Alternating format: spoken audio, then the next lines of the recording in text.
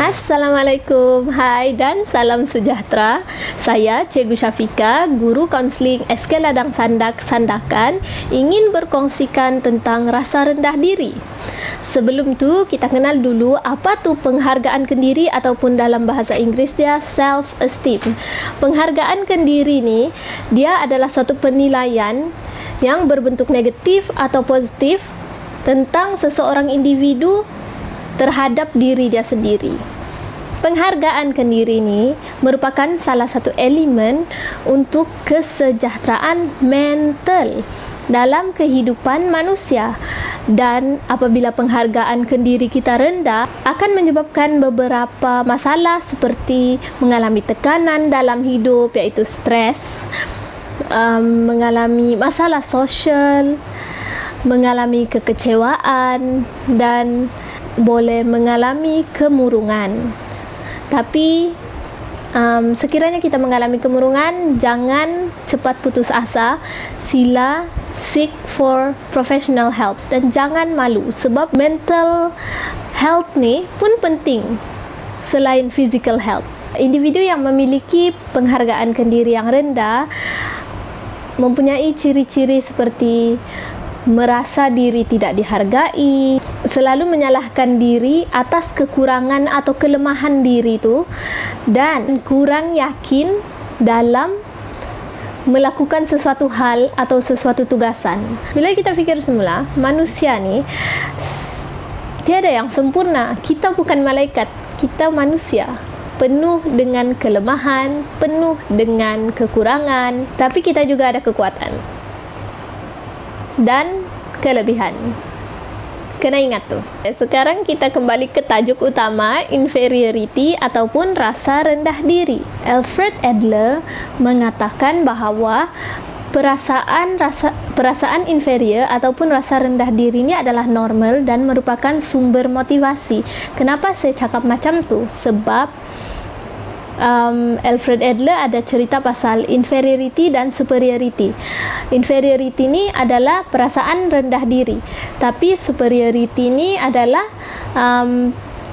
perasaan keinginan untuk menjadi lebih baik, menjadi lebih berjaya daripada sebelumnya. Dalam buku berkenaan teori Alfred Adler ada mengatakan bahawa man is pushed by the need to overcome his inferiority and is pulled by the desire to become superior.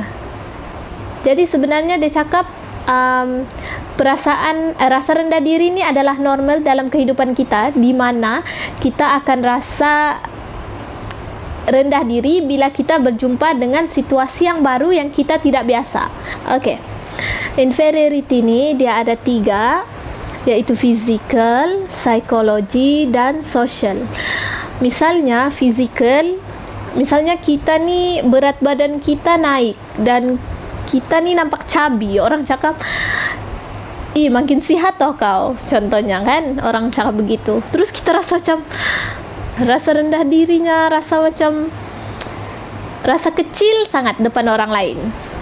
Okey, bila kita rasa begitu, kita rasa macam itu, kita rasa inferiority. Kemudian kita lakukan pampasan.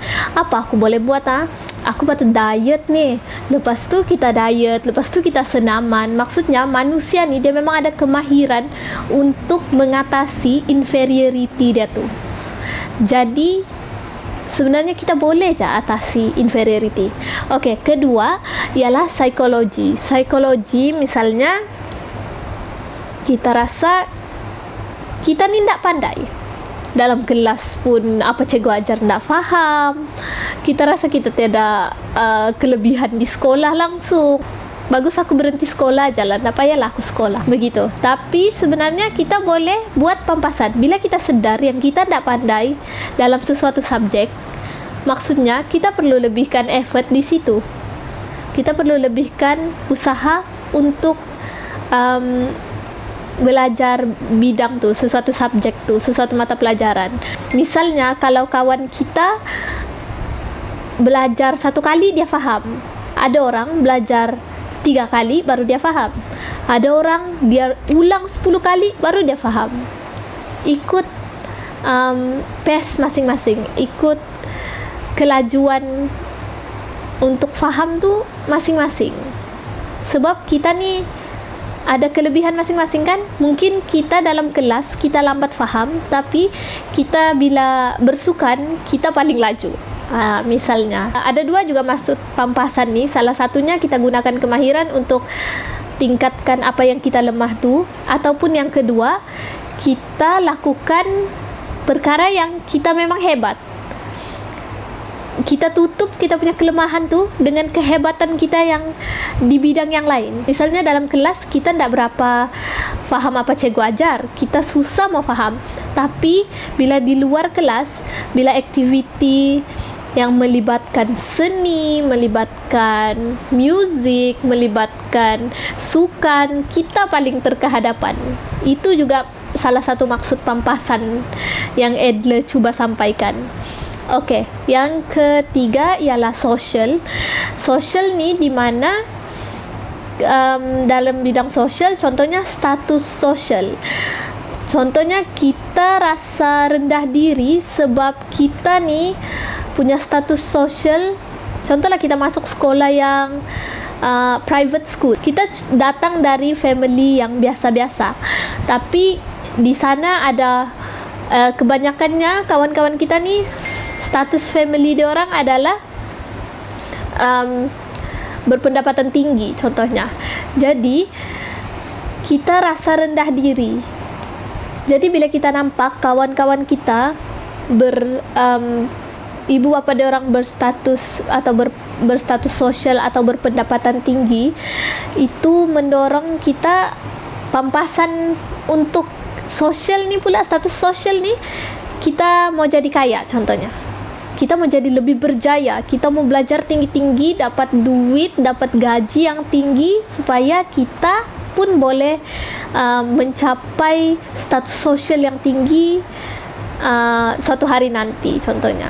Jadi kita boleh je pun sebenarnya kita belajar bersungguh-sungguh, kita pergi bidang yang memang kita hebat, kita cari belajar pasal keuangan. Jadi kita cari tahu supaya kita dapat meningkatkan status sosial.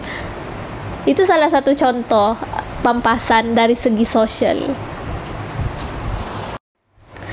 Okey, paling penting sini saya mau cerita, saya mau bagi tahu bahawa penghargaan kendiri ni dia tidak semestinya kita nampak orang ni hebat dalam sesuatu bidang dan kita look up to them, kita pandang macam wah idola.